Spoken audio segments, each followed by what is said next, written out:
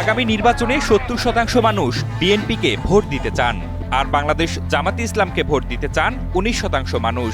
এমনই তথ্য উঠে এসেছে বেসরকারি সংস্থা eminence associate for social development বা EASD এর মাঠ পর্যায়ের একটি জরিপে। গত বছরের ২০ ডিসেম্বর থেকে চলতি বছরের ১ জানুয়ারি পর্যন্ত জরিপটি চালায় সংগঠনটি।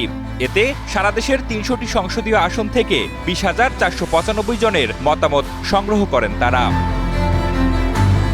আগামী নির্বাচনে কাকে ভোট দিবেন এমন প্রশ্নের উত্তরে ৭০% মানুষ জানিয়েছেন তারা বিএনপিকে ভোট দিবেন, ১৯% জানিয়েছেন তারা জামাতে ইসলামকে ভোট দিবেন, ২.৬% মানুষ এনসিপিকে ভোট দিবেন, আর অন্যান্য দলকে ভোট দেওয়ার কথা জানিয়েছেন ৫% মানুষ। ভোট দেবেন না বলেও জানিয়েছেন ০.২% মানুষ। আগামী নির্বাচনে কে জিতবে জরিপে এমন প্রশ্নের উত্তরে বিএনপি জিতবে বলে মনে করেন ৭৪% মানুষ, ১৮% মানুষ মনে করেন জামাতে ইসলাম জিতবে, আর এনসিপি জিতবে বলে মনে করেন ১.৭% মানুষ। জরিপের ১%-এর কিছু বেশি মানুষ জাতীয় পার্টি জিতবে বলেও মনে করেন।